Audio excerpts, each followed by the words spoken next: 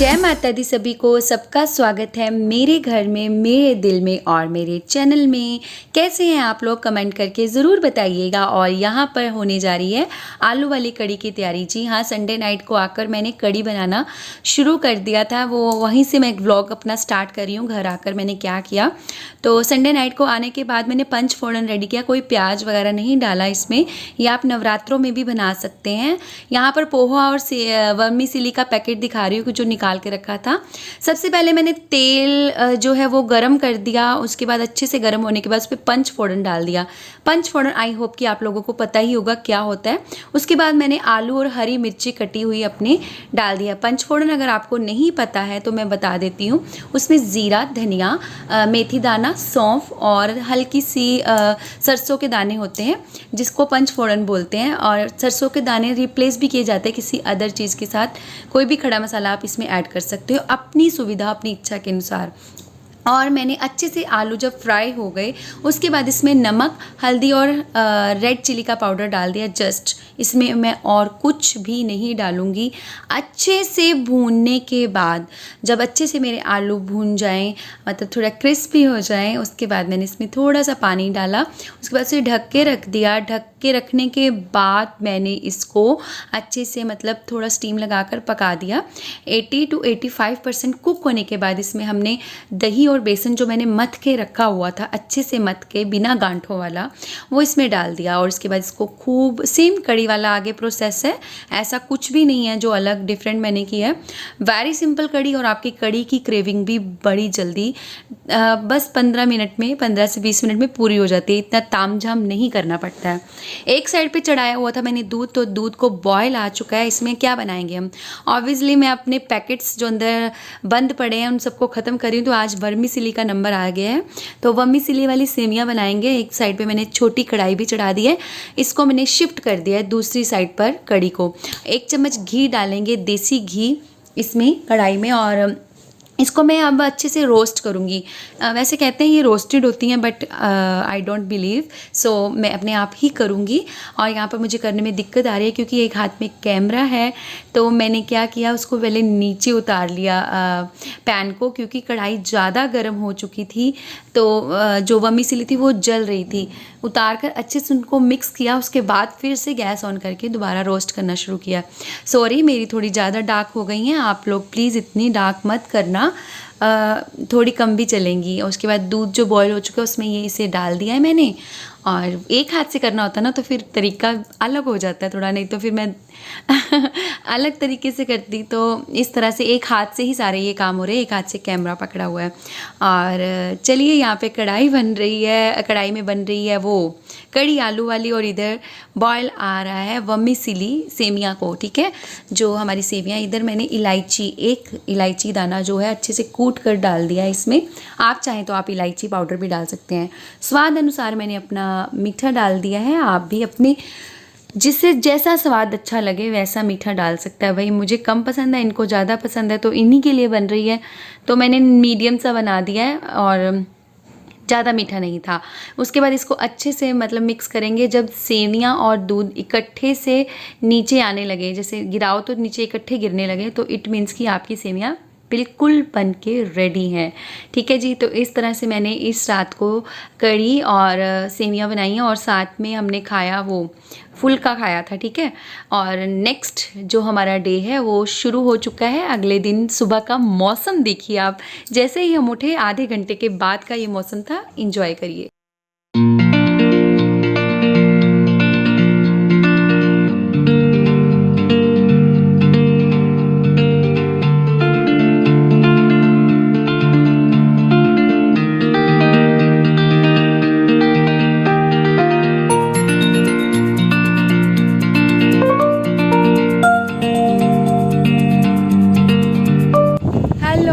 जय माता दी। मॉर्निंग का टाइम है अभी, तो देखिए कैसा मौसम। बस नहाने जा रही थी तो मौसम बदल गया। मैंने सोचा कि आप लोगों के साथ क्यों ना दिखाऊं मैं।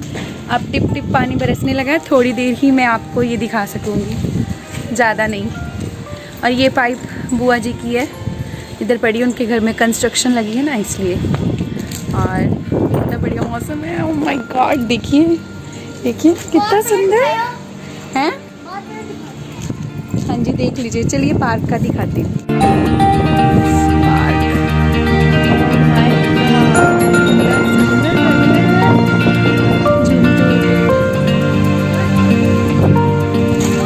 बारिश आ गई, बारिश आ गई। मेरा फ़ोन ख़राब हो जाएगा। हेलो बब्बी, ये देखिए ये भी अभी ब्रश कर रही है। इससे प्रूफ होता है कि अभी मॉर्निंग का ही टाइम है। हेलो कर दो। हाँ जी मनीषा। और ये देखिए वो भी कंस्ट्रक्शन लगी है। ये देखिए बुआ का घर, ये भी बन चुका है। इसका लेंटर पड़ गया है और नीचे से मैं आपको इसका नीचे से टूर दूंगी। तो जाऊंगी बाद में, अभी तो मौसम एंजॉय करती हूँ। और अब ना वो बारिश आने लगी टिप टिप, मेरा फ़ोन ना ख़राब हो जाए। जब पूरी प्रोफेशनल बना दोगे ना आप लोग तो अच्छा कैमरा लूँगी जो जो मतलब बारिश में भी काम करे, तो फिर आप लोगों को दिखाया करूँगी। और ये शेड हमारी छत, हमारी प्यारी छत। और बहुत बढ़िया मौसम, मज़ा आ रहा है। ये ईंटें किसने रखी इधर? ये वाली, ये किसकी लगी? ये देखिए। अब यहाँ से ये नीचे गिरे और कोई नीचे जा रहा हो, उसका सिर फट जाए, कौन जिम्मेवार है भाई?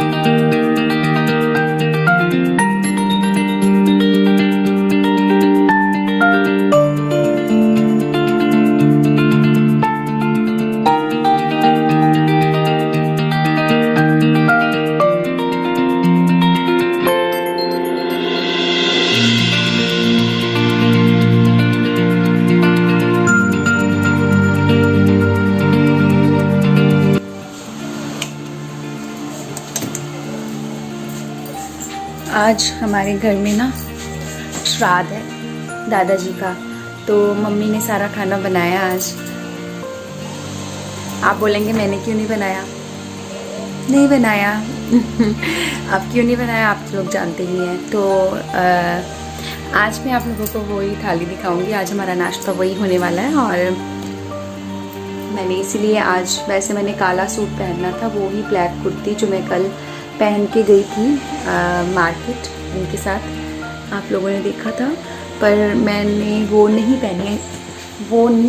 क्यों? क्योंकि मुझे ये पता है कि ब्लैक कलर या नीला रंग नहीं पहना जाता है श्राद्ध के समय, अगर घर में ऐसा हो। वैसे पहनना ही नहीं चाहिए नीला और काला रंग किसी भी व्रत पूजा पाठ के दौरान, और नवरात्रों में, श्राद्ध में, चतुर्मास में, मतलब ऑलमोस्ट इन रंगों को अवॉइड करना चाहिए। और आपको मैं एक बात बताऊं, ब्लैक तो मेरा बिल्कुल भी फेवरेट नहीं है। और वो मेरे पास इसलिए है क्योंकि वो मेरी सिस्टर की ड्रेस है, उसकी शादी हो गई तो उसने एज अ टोकन, ठीक है, याद की तौर पर मुझे दी थी। और नीला रंग मेरा फेवरेट है, क्या करूं, पर मेरे पास है नहीं इतना नीला रंग, बट मेरा फेवरेट है ब्लू कलर। बचपन से ही, अभी तक टेस्ट चेंज नहीं हो रहा, ब्लू कलर पे ही मन अट्रैक्ट होता है। क्यों होता है नहीं पता, और इसलिए मैंने फिर ये सूट पहन लिया है। वो मैंने भी टांगा हुआ है धोकर, मतलब पता ही है आपको पानी से निकाल कर रखती हूँ और उसके बाद उसको मैं अब कल पहन लूँगी। नहीं तो कोई बात नहीं, वॉश आउट कर देंगे, कोई चक्कर नहीं है। इतना भी कोई ज़रूरी नहीं है कि दूसरी बार उसको पहनना ही पहनना है। तो मैंने आज ये वाला सूट पहन लिया था। और चलिए बस मम्मी थाली लगा रही हैं तो नाश्ता करते हैं आज। Okay, bye bye. मैंने चाय चढ़ा दी है अपने लिए क्योंकि मॉर्निंग का टाइम था और मैं नाश्ते के साथ ही चाय पीती हूँ। और ये जो है ये 11 बजे के करीब है। और उसके बाद बूंदी का रायता, पूड़ी, आलू और सेवियाँ ये दिया था मम्मी ने। और हाँ जी, तो सुबह का नाश्ता करने के बाद अभी तक हमने कुछ नहीं खाया है। ये इवनिंग का टाइम है और आप लोग देख सकते हैं जो कल वो काम हुआ था ना, बेड का वो जो निकाला था, बेड बैग जो निकाली थी वो है ना, वो अभी तक लग नहीं पाई है क्योंकि अप्पू के पापा आज बस खाली लंच करने के लिए ही घर पे आए थे। वो भी श्राद्ध था तो आ गए, नहीं तो वो स्किप ही कर देते हैं। और उस वजह से ड्रेसिंग टेबल भी अपनी डायरेक्शन में नहीं है और कल होगा ये काम। अभी वो आएंगे तो यहाँ पे एक बार फिर से इंजेक्शन लगा देंगे, वो वाला दीमक वाला पेस्टिसाइड, और उसके बाद इस पर सीमेंट अभी मैं लगा दूँगी और सुबह ये मतलब सेट करवा के ही भेजूँगी क्योंकि मुझे सारा कल सेटिंग करना होगा क्योंकि परसों लास्ट श्राद्ध है, अमावस है और फिर नवरात्रि शुरू है। तो परसों तो मैं बिज़ी रहूँगी क्योंकि मंदिर का भी काम शुरू हो जाएगा और देखते हैं हम फास्ट रखते कि नहीं। वैसे हम रखते हैं दोनों ही, तीनों ही, अप्पू भी रखता है। और भूख लग रही है अभी मुझे। मैंने क्या बनाया अभी मैं अपने लिए, मैंने पोहा बनाया है और चाय, तो आप भी खा लीजिए। ये मैंने पोहा बनाया है तो अब मैं ये खाने जा रही हूँ। आप सोचोगे कि क्या करते रही, सारा दिन क्या किया, तो सारा दिन बहुत सारे एक हफ्ते के कपड़े थे जो धोए गए थे, उनको मैंने तय लगाया। और वो देखिए वो जो चेयर है, चेयर पे मैंने बेड बैग का सामान रखा है, यहाँ कवर वगैरह नहीं बिछे हुए हैं। आज सफाई भी नहीं की मैंने, झाड़ू नहीं लगाया, घर साफ़ था और श्राद्ध करने के बाद झाड़ू नहीं लगाना चाहिए सुना है। तो जो हम फॉलो कर सकते हैं वो तो फॉलो करेंगे। तो अभी मैं चाय पीने जा रही हूँ और उसके बाद जो आप लोगों ने कड़ी देखी थी वो रखी है क्योंकि अब किसी ने नहीं खाई तो उसके साथ चावल नहीं बने थे, तो अब चावल ही बनाऊँगी। रात का हमारा डिनर जो है वो कड़ी चावल का होगा। और चलिए मैं चाय पी के मिलती हूँ, बाय बाय। सुबह की हैवी थाली खाने के बाद बीच में कोई भूख नहीं लगी, लंच में बिल्कुल भूख नहीं लगी और इवनिंग को थोड़ी बहुत भूख लगी। तो पोहा का पैकेट जो आपको दिखाया था वो ख़त्म करना था। मैंने पोहा बना लिया, कांदा पोहा, और साथ में चाय ले ली। चाय मैं ऐसी ही पीती हूँ, आप लोगों को पता ही है, मुझे नहीं पसंद है कप वप में पीना। और नेक्स्ट डे फिर से ट्यूसडे आ गया क्योंकि ये बेड नहीं रखा गया था अंदर, तो इसलिए इसमें फिर से दवाई डालने का मेरे को चांस मिल गया। तो 3 से 4 बार इसमें दवाई डल रही है लगातार, इंजेक्शन के द्वारा स्प्रे किया गया। उसके बाद फिर बेड में भी और साइड में दीवार में भी, फिर उसके बाद इस पर सीमेंट अप्लाई कर दिया गया और उसके बाद इसको बेड को अंदर लगा दिया गया और फाइनली ये सब हो गया। अप्पू के पापा के लंच टाइम में हमने इसको ये फिनिश कर दिया था, मतलब 3 दिन बाद बेड अंदर आ रहा। Oh my God. तो इसी नोट के साथ मैं अब वीडियो को एंड करने वाली हूँ। और आज मुझे भी टेम्परेचर हो गया है और अप्पू के पापा बेड की बैग लगा के चले गए हैं। और ये जो मैंने अंदर का सामान था ये जाएगा अंदर, फिर घर थोड़ा साफ़ होगा क्योंकि एक ही कमरा है तो डिस्टर्ब हो गया था कमरा, हर सामान अपनी जगह पे नहीं था। और इसके साथ साथ मैंने आप लोगों को एक और इन्फॉर्मेशन देनी है अपने लिए कि वेट, ये इन्फॉर्मेशन देनी है कि हमारे घर में क्या चल रहा है। अप्पू के पापा बिल्कुल हेल्थ वाइज ठीक नहीं है अभी और उनका जो बैकबोन है वो काफ़ी टाइम से दर्द हो रही है। और क्यों हो रही है उसका रीज़न डॉक्टर ने बताया कि गैप है और उसके लिए हड्डी में गैप है और उसके लिए उनको बोला गया कि आप बेल्ट लगा के रखा करो। तो वो मुझे अब ध्यान देना होगा काफ़ी हद तक क्योंकि ये सीरियस होता जा रहा है। ये खुद भी बहुत ज़्यादा वो है केयरलेस, वो अपना ध्यान नहीं रखते हैं, वो सिर्फ फैमिली का ध्यान रखने वाले में पर्सन है। तो एक तो उनकी बैक में पेन है, दूसरा उनका बीपी प्रॉब्लम भी है, उनका बीपी ऑलमोस्ट हाई रहता है और डॉक्टर ने उनको एक टैबलेट लगा दी है जो कि मुझे बिल्कुल भी बात समझ नहीं आ रही। और मेरे जो आइट साइड के सारे लोग हैं वो इस प्रॉब्लम का रीज़न मुझे बोल रहे हैं कि मैं बहुत ज़्यादा अनहेल्दी खाना उनको देती हूँ और मैं उनको टाइम से खाना नहीं देती। ये सच है, मुझे ये मेरी ही प्रॉब्लम निकल रही है। बट आप लोग बताइए मुझे कि एक औरत क्या करे जब उसका हस्बैंड, किसी का भी हस्बैंड, अगर मान लो आप लोगों को अब हेल्दी क्या है, मूंगी की दाल, ठीक है, मूंग की दाल आप लगा लो, हेल्दी है, ये पैसे रखें किसी के हैं। और अगर आप लोग समझ लीजिए मूंग की दाल हेल्दी है, ठीक है, आप बना के रख दो अच्छे से। और अगर हम हेल्दी वे से बनाएं तो मूंग की दाल उबालो और बस जीरे का तड़का लगाओ ज़्यादा, उसमें नमक भी नहीं होना चाहिए ज़्यादा, मिर्ची भी नहीं होनी चाहिए ज़्यादा, ऑयल भी नहीं होना चाहिए। अब मैं तड़का ऐसे लगा के दूँ, ठीक है, लाइक मरीजों वाला खाना। तो कभी खाते हैं क्या हस्बैंड लोग, वो सारा दिन काम करते हैं, उनके हिसाब से मुझे खाना बनाना पड़ता है, और ये जो कुछ भी बनता है घर में उनकी डिमांड पर और बच्चों की डिमांड पर बढ़ता है। मैं मानती हूँ कि ये सब गलत है, ये सब गलत है। हमारी डाइट जो है वो ख़राब है, लाइक ऑयली ज़्यादा है, और मैं जो है हम लोग टाइम पे खाना नहीं खाते, बट हमारा जो सिस्टम है वो शुरू ऐसे ही सेट हो चुका है। रीज़न ये 9 बजे सुबह जाते हैं, ये तो 9 बजे ब्रेकफास्ट कर लेते हैं, और मैं उनके जाने के बाद दक्षित भी चला जाता है और वो भी करके जाता है।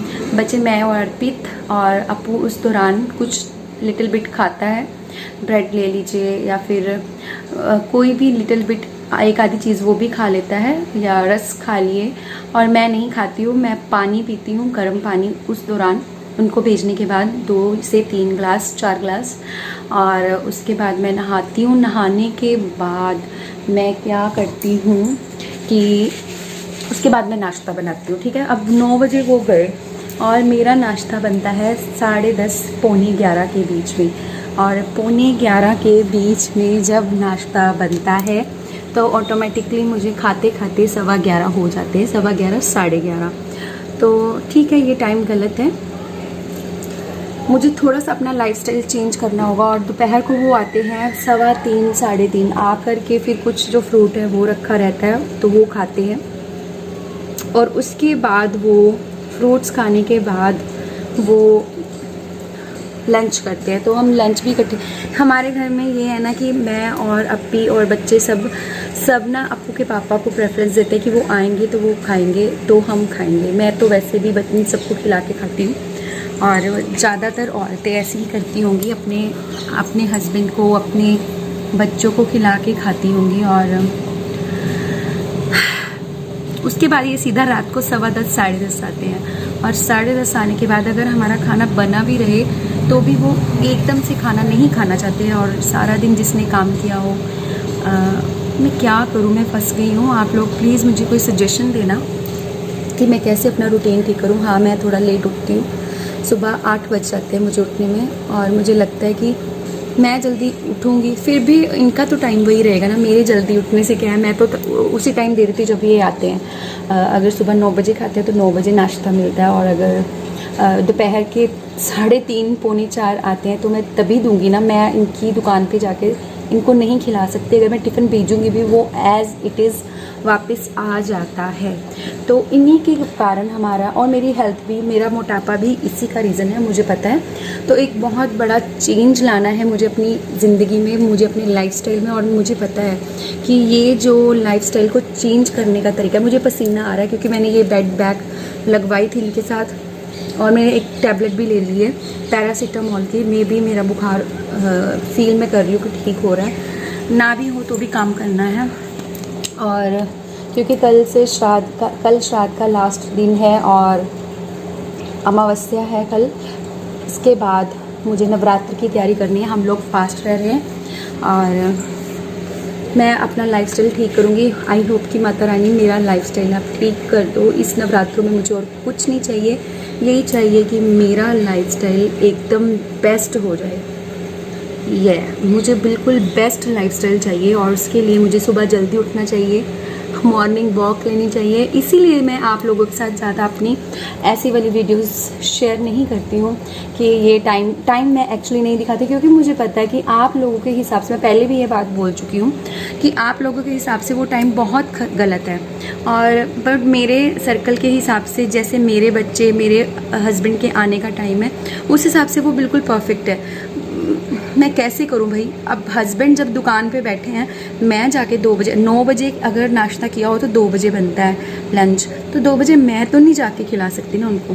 3:30 बजे वो घर आते हैं, आकर बंदा मुंह हाथ भी धोता है सब कुछ, और वो इतने ज़्यादा वो भी नहीं है, अपनी हेल्थ को लेकर अलर्ट भी नहीं है, और इन सभी का भुगतान हमें भुगतना पड़ रहा है, जिसका ऑब्वियसली सारे पत्नी को ही कहेंगे। वो कितने भी एफर्ट्स लगा ले, कोई भी नहीं देखेगा कि इसने ये किया था, बट एक भी मिस्टेक हो जाए बच्चों के साथ, पति के साथ, घर के किसी और मेंबर के साथ, तो उस औरत को पीसा जाता है। वो बेचारी दुहाई देती रहेगी, ये मेरे साथ नहीं है, ये सबके साथ है।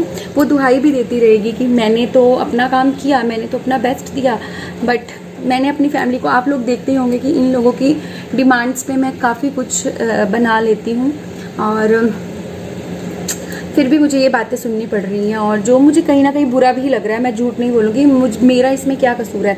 आप आपू के पापा आए ना टाइम पे, मुझसे खाएं रोटी, मतलब मैं बना के दूँ, मेरा इसमें क्या कसूर है? आप लोग ही बताना। वो उनका टाइम ही वही सेट है, मैं क्या करूँ? और मैं उनके बिना खा नहीं सकती, और मेरे बच्चे नहीं खाते। हाँ, ये है कि बच्चों को मैं कर दूँगी कन्वर्ट, उनका मैं टाइम टेबल सेट करूँगी। अब मेरा पूरा फोकस है कि अपनी लाइफ का जो टाइम टेबल है वो चेंज करना, लाइफस्टाइल को ओके करना। और इसी नोट के साथ मैं इस वीडियो को बंद करती हूँ। 8 मिनट ऑलरेडी हो चुके हैं। थोड़ा सा मेंटली डिप्रेस फील कर रही हूँ, क्योंकि हर कोई मुझे ही बोल रहा है, और बोलेंगे भी मुझे ही, क्योंकि आपको पता ही है, आप सभी हाउसवाइफ जानती ही हैं कि पत्नी को ही टारगेट किया जाता है।